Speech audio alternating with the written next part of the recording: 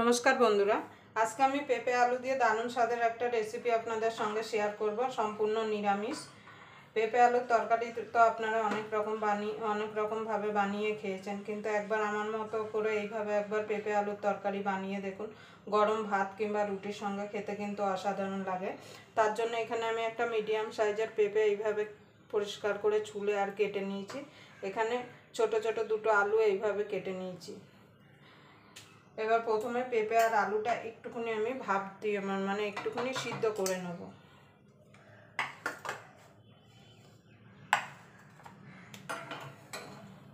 একদম কম তেল মশলায় এই পেঁপে আলুর তরকারিটা আমি বানিয়ে দেখাবো।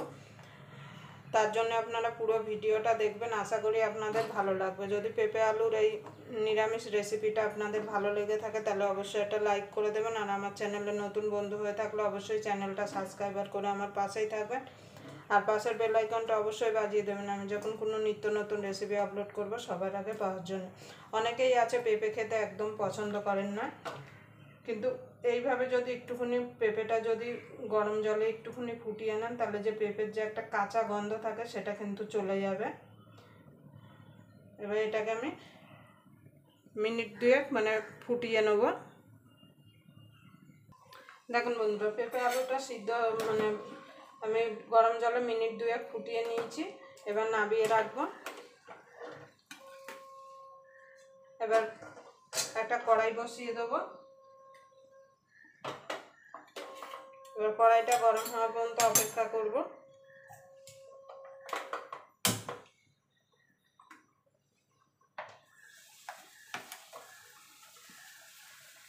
ওদিকে কড়াইটা গরম হতে হতে এখানে আমি মটর ডাল কাল রাতে ভিজিয়ে রেখেছিলাম, আপনারা চাইলে 4 ঘন্টা আগেও ভিজিয়ে রাখতে পারেন।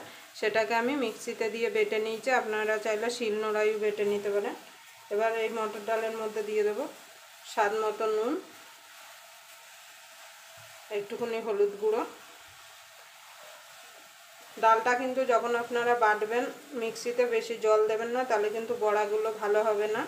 এবার ভালো করে ফেটিয়ে নেব। আপনারা এইভাবে একবার ডালের বড়া দিয়ে আলু পেঁপের তরকারি বানিয়ে দেখুন, গরম ভাত কিংবা রুটির সঙ্গে খেতে কিন্তু অসাধারণ লাগবে। দেখুন আমি ভালো করে ফেটিয়ে নিয়েছি। এদিকে আমার কড়াইও গরম হয়ে গেছে, তেল দিয়ে দেবো।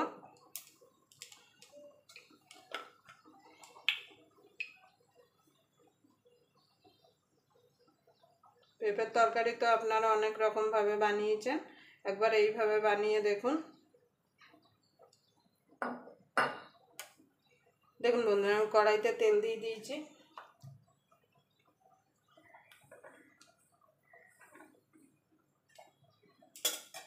এদিকে তেলটা গরম হতে হতে আমি একটা মশলা রেডি করে নেব। দেখুন বন্ধুরা, একটা বাটি নিয়ে নিয়েছি। বাটির মধ্যে দিয়ে দেবো হলুদ গুঁড়ো, খুব বেশি দেবো না। ঝাল লঙ্কার গুঁড়ো, ঝালটা আপনাদের স্বাদ মতো দেবেন। জিরের গুঁড়ো 1.5 চামচ মতো, ধনের গুঁড়ো 1 চামচ মতো। আমার কাছে কাশ্মীরি লঙ্কা নেই, আপনাদের কাছে থাকলে কাশ্মীরি লঙ্কার গুঁড়োটা দিতে পারেন। এবার এইগুলো জল দিয়ে আমি একটা পেস্ট বানিয়ে নেব। এদিকে আমার তেল গরম হয়ে গেছে, এবার বড়াগুলো ভেজে নেব। খুব বেশি বড় ভাজবো না, কেন ঝোলে দেওয়ার পর কিন্তু বড়াগুলো আবার বড় বড় হয়ে যাবে। ঝোলের বড়া সবসময় আপনারা ছোট ভাজবেন।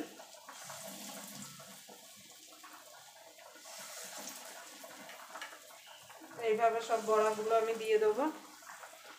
দেখুন বন্ধুরা, বড়াগুলো ভাজা হয়ে গেছে, আমি একটু একটু করে লাল লাল করে ভেজে নিয়েছি। এবার তুলে নেব। এইভাবে আমি বাকি বড়াগুলো ভেজে নেব। আপনারা চাইলে কিন্তু ডালের সঙ্গে এইভাবে বড়া ভাজা খেতে পারেন। এরকম বড়া ভাজা কিন্তু গরম ভাত ঘি আর সঙ্গে খেতে কিন্তু অসাধারণ লাগে, একবার বানিয়ে খেয়ে দেখবেন। এবার বাকিগুলো এইভাবে ভেজে নেব। দেখুন বন্ধুরা, ডালের বড়িগুলো আমি সব ভেজে তুলে নিয়েছি। এই তেলে আমি পেঁপে আলুটা ভেজে তুলে নেব।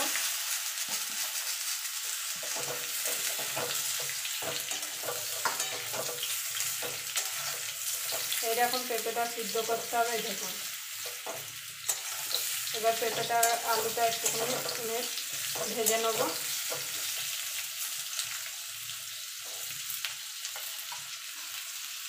দেখুন বন্ধুরা আলু পেঁপেটা ভাজা হয়ে গেছে, আমি তুলে নেব।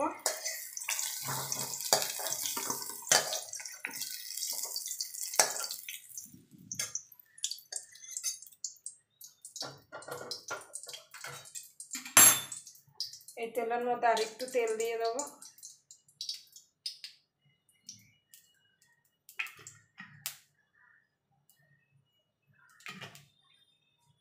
এবার তেলটা গরম হওয়া পর্যন্ত অপেক্ষা করব।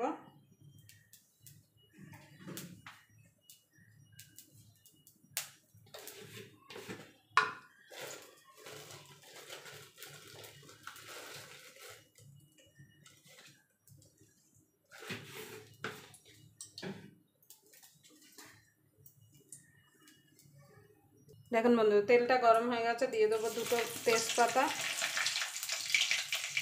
গোটা জিরে। এবার ফোড়নটা একটুখানি ভাজা ভাজা করে নেব। ফোড়নটা হয়ে গেছে, দিয়ে দেবো 1 চামচ আদা বাটা,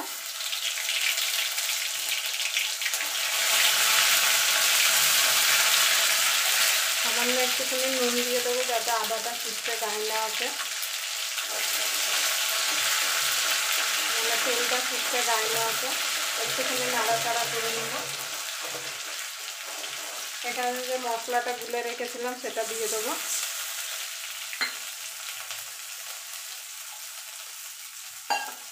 মশলার বাটিটা দিয়েও জল দিয়ে দেবো।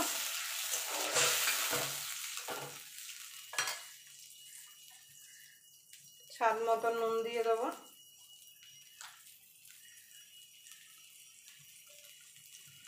এবার মশলাটাকে কষিয়ে নেব যতক্ষণ মশলা থেকে তেল না ছেড়ে আসছে। একটা দিয়ে দেবো টমেটো। আমি টমেটোটা কেটে দিয়েছি, আপনারা চাইলে মিক্সিতে পেস্ট করেও দিতে পারেন।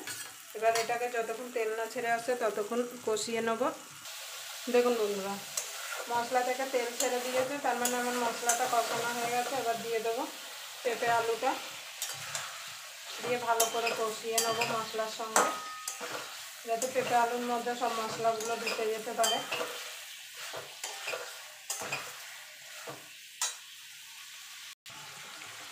দেখুন বন্ধুরা পেঁপে আলুর সঙ্গে ভালো করে মশলাটা কষিয়ে নিয়েছে। এবার জল দিয়ে দেবো। আপনারা যেমন ঝোল রাখবেন সেই বুঝে জল দেবেন, কিন্তু জলটা একটু বেশি দিতে হবে যেহেতু এখানে ডালের বড়ি আছে। দেখুন বন্ধুরা আমি এখানে জল দিয়ে দিয়েছি। এবার এটাকে আমি ঢাকা দিয়ে ফুটতে দেবো। ফুটে উঠলে তারপর ডালের বড়িগুলো দিয়ে দেবো।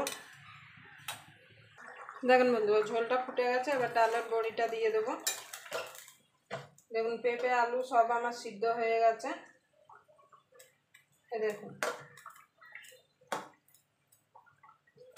আমি এখানে চিনি দিয়েছিলাম, সেটা আপনাদের দেখাতে পারিনি। নুন মিষ্টিটা একটুখানি আপনারা চেক করে নেবেন। এবার এটাকে মিনিট খানিক ফুটতে দেবো। খুব বেশি বড়ি দিয়ে ঝোলে ফোটাবেন না, তাহলে কিন্তু বড়িগুলো লেদলেদে টাইপের হয়ে যাবে, তখন খেতে ভালো লাগবে না। দেখুন বন্ধু তরকারিটা হয়ে গেছে, এবার আমি নামিয়ে দেবো গরম মশলা দিয়ে।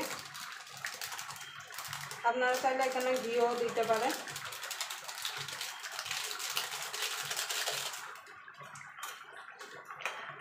এখন হয়ে গেছে, এবার আমি নামিয়ে দেবো। আবার আপনাদের সঙ্গে কোনো নতুন রেসিপি নিয়ে দেখা হবে। ততক্ষণ পর্যন্ত আপনারা ভালো থাকবেন, সুস্থ থাকবেন।